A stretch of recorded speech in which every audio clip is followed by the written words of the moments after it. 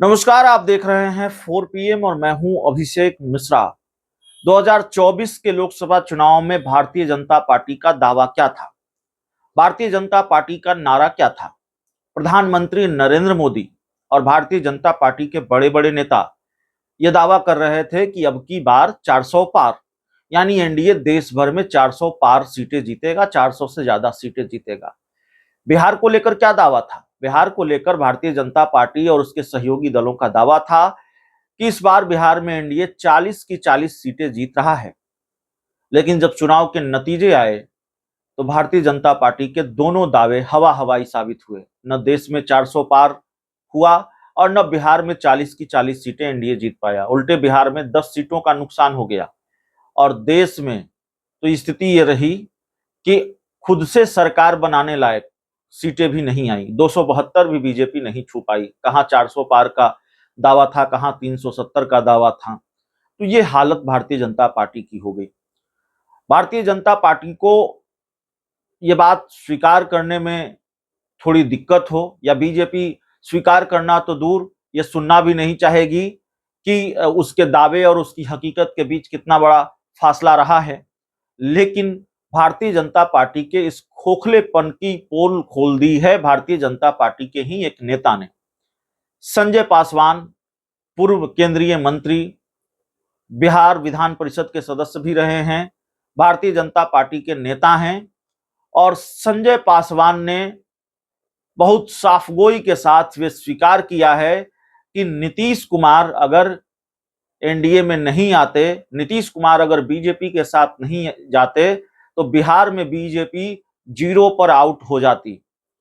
अब आप अंदाजा लगा लीजिए, ये भारतीय जनता पार्टी के नेता कह रहे हैं, भारतीय जनता पार्टी के बड़े नेता हैं, बिहार में भाजपा के वरिष्ठ नेता हैं और बिहार में भाजपा के बड़े चेहरे हैं संजय पासवान, और वो ये कह रहे हैं कि नीतीश कुमार अगर बीजेपी के साथ नहीं होते तो बिहार में बीजेपी 0 पर आउट हो जाती। और यही नहीं, संजय पासवान यह भी स्वीकार कर रहे हैं कि नीतीश कुमार और तेजस्वी यादव ये दो बड़ी ताकत बनकर उभरे हैं। तेजस्वी यादव भी एक ताकत बनकर उभरे हैं।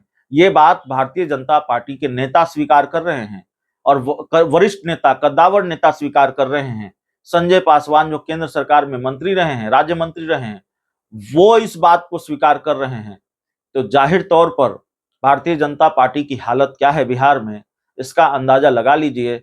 और संजय पासवान के इस खुलासे से या संजय पासवान के इस तरह से स्वीकार कर लेने से कि बीजेपी की नैया नीतीश की वजह से पार हुई है, नहीं तो बीजेपी 0 पर आउट हो जाती, ये बात साफ हो गई है कि बिहार में भारतीय जनता पार्टी की जमीन किस तरह से खिसकी हुई है और बिहार में भाजपा नीतीश कुमार की कितनी मुहताज है। क्योंकि संजय पासवान ने यह स्वीकार किया है कि नीतीश कुमार नहीं होते तो बिहार में लोकसभा चुनाव में बीजेपी 0 पर आउट हो जाती। संजय पासवान का हम वो बयान भी आपको सुनाते हैं, संजय पासवान ने क्या कहा है। और फिर संजय पासवान के इस बयान से आप अंदाजा लगा लीजिए कि भारतीय जनता पार्टी की राह विधानसभा चुनाव में कितनी आसान है या कितनी मुश्किल है।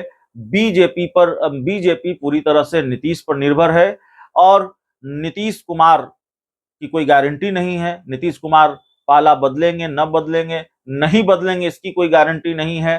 तो बिहार में भारतीय जनता पार्टी की हालत आगे क्या होने वाली है उसका अंदाजा आप लगा लीजिए। फिलहाल संजय पासवान का बयान सुनिए, उन्होंने बहुत साफगोई से क्या कहा है।